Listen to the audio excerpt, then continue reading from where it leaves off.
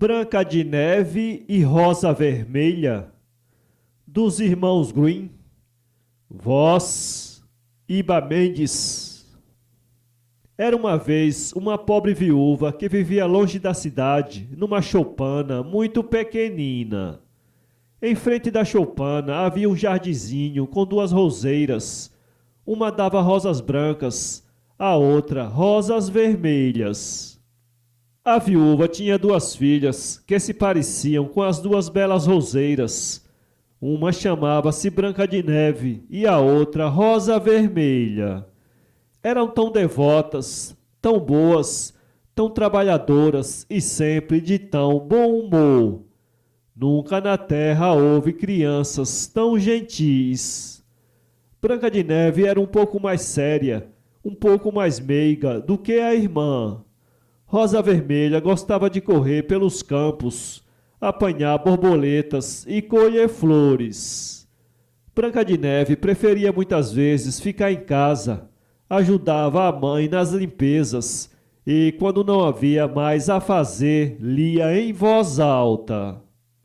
As duas crianças eram tão amigas que, quando andavam por fora, iam sempre de mãos dadas. Branca de Neve dizia muitas vezes: "Nunca nos separaremos."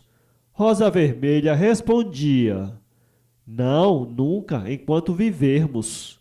E a mãe acrescentava: "E o que uma tiver, dividi-lo-á com a sua irmã." Muitas vezes passeavam pelo bosque, sozinhas, à busca de amoras e bolotas. Os animais da floresta não lhe faziam nunca mal. Todos chegavam-se para elas com confiança. As lebres vinham comer-lhes na mão as folhas de couve que elas lhe traziam. Os cabritos pastavam na erva ao seu lado. Os veados pulavam em volta contentes. Os passarinhos, quando as viam, ficavam tranquilamente pousados nos ramos das árvores e entoavam em sua honra os mais lindos cantos. Nunca lhes acontecia mal algum. Quando se demoravam no bosque e eram surpreendidas pela noite, deitavam-se uma ao lado da outra sobre a relva e dormiam sossegadamente até pela manhã. A mãe sabia que não corriam nenhum perigo e não se assustava quando as não via voltar à noite. Uma vez que passaram assim a noite na floresta, viram, quando amanheceu, uma linda criança, vestida com um traje de alvura resplandecente, sentada ao lado delas. Levantou-se e olhou para elas ternamente, mas não disse palavra e desapareceu por detrás das árvores. Quando se puseram a caminho, viram então que estavam quase à beira de um precipício e que certamente lá teriam caído se na véspera, com a escuridão, tivesse dado mais alguns passos. A mãe disse-lhes que era provavelmente o anjo da guarda que vigia sobre as crianças boas. Branca de Neve e Rosa Vermelha tinham tanto cuidado com a sua cabana que era um prazer ver como tudo andava limpo e asseado. Durante o verão, era Rosa Vermelha que tratava dos arranjos da casa. Todas as manhãs colocava perto da cama da mãe, antes dela acordar, um lindo ramalhete que tinha sempre uma rosa de cada uma das duas roseiras. Durante o inverno, era Branca de Neve que acendia o lume e pendurava a panela, que era de cobre, mas brilhava como se fosse ouro, por tal forma andava bem areada. À noitinha, quando caíam os flocos de neve, dizia a mãe: "Branquinha, põe os ferrolhos." E depois sentavam-se em volta da lareira. A mãe punha os óculos e liam em voz alta num grande livro.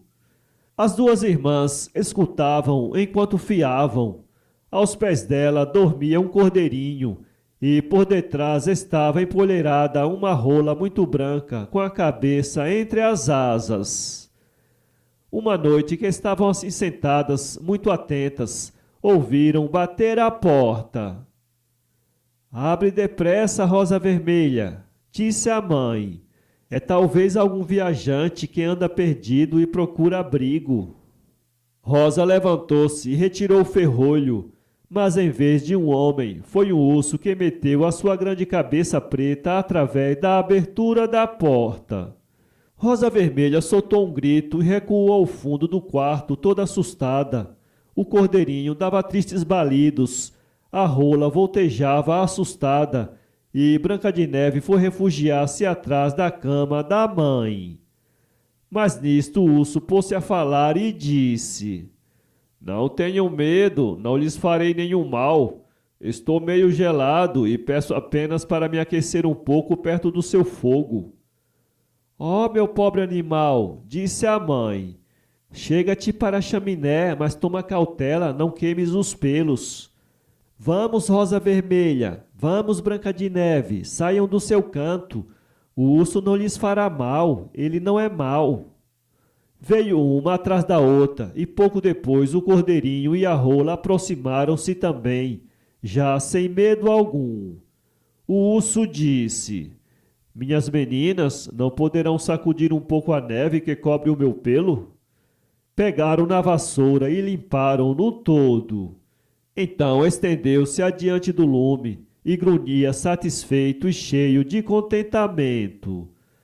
Dentro em pouco estavam já familiarizados com ele e puseram-se a brincar com seu hóspede patudo. Puxavam-lhe pelos pelos, andavam por cima dele, mexiam com ele de um lado para o outro e até lhe batiam com uma varinha. O urso não se incomodava, contentou-se em grunhir, o que as fazia rir a bandeiras despregadas. Quando começavam a bater um pouco mais de rijo, ele dizia: Deixe-me com vida, meninas, não matem o seu namorado. Quando chegou a hora de se irem deitar, a mãe disse ao urso: Podes aí ficar perto do lume, à tua vontade, abrigado da neve e da tempestade. Depois todos foram deitar-se. Quando rompeu o dia, as crianças abriram a porta ao urso, que lá foi a sua vida para a floresta. Mas voltava sempre, todas as tardes, à mesma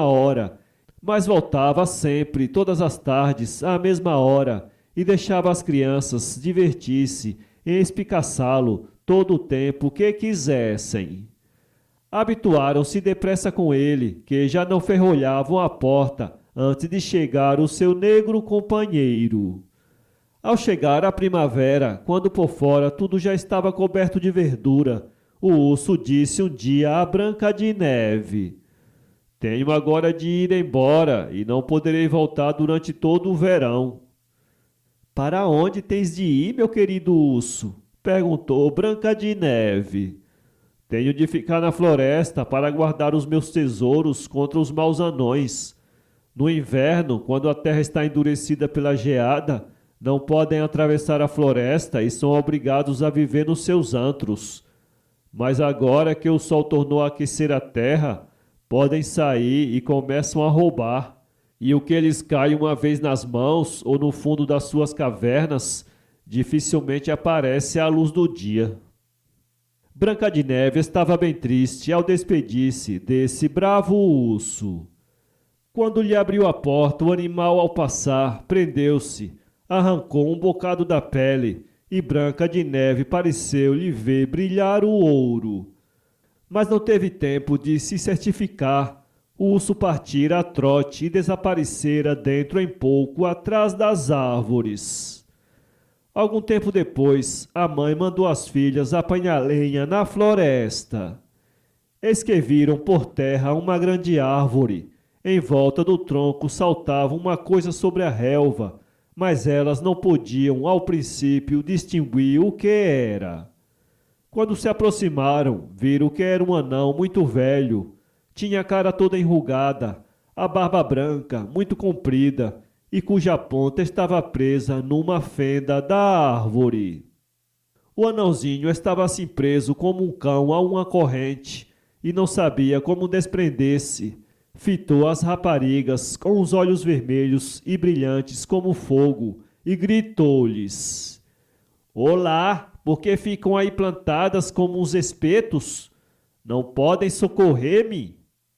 Como foi que te puseste nesse estado? disse Rosa Vermelha. Estúpida bisbilhoteira, respondeu o anão. Quis rachar a árvore para ter lenha miúda para cozinhar, porque se levássemos grandes achas, o pouco que pomos na panela queimar-se-ia. Não precisamos grandes comidas como vocês, gente ordinária e gulosa. Tinha, portanto, metido uma cunha no tronco, bati-lhe em cima e ia conseguir o meu fim, quando a cunha caiu no chão. A árvore fechou-se tão depressa que não tive tempo de me retirar, e aqui está como se prendeu a minha bela barba branca, ficando eu próprio prisioneiro. Está bem, lá estão agora a rir, estúpidas idiotas com caras de bonecas. Safa, como são horrorosas! As crianças não fizeram caso dessas injúrias e tiveram um grande trabalho para desprender a barba, mas estava bem presa. Vou buscar mais alguém, disse Rosa Vermelha. Sua grande burra, berra o anão. E ainda chama a gente quando só as duas já são demais para mim. Andem, não terão outro meio mais sensato? Não te impacientes desse modo, disse Branca de Neve. Achei um meio. Tirou da algibeira as suas tesourinhas e cortou a barba do anão. Mal o anão se viu solto, agarrou num saco de ouro que estava escondido entre as raízes da árvore e, sem olhar nem agradecer às meninas, retirou-se resmungando. Grandes brutas, cortaram a minha bela barba, podem ir buscar a recompensa ao diabo. Alguns tempos depois, Branca de Neve e Rosa Vermelha saíram para ir à pesca. Quando chegaram perto do rio, pareceu-lhes ver um grande sapo mexer-se no meio dos juncos, como querendo saltar para dentro da água. Correram até lá e reconheceram o anão. O que estás fazendo? Disse Rosa Vermelha. Vais tomar um banho? Tal qual, para me afogar, não é assim? Respondeu o anão. Não vem que é esse danado peixe que me arrasta? Eis o que se passara. O anãozinho estava pescando a linha. De repente o vento misturou-lhe a barba com a linha, e nesse momento um grande peixe mordera no anzol. A posição era tão incômoda que o anão não tinha forças para retirar o peixe da água. Ao contrário, o animal, que se debatia com violência, atirara ao chão o anão e ameaçava arrastá-lo até ao fundo do rio.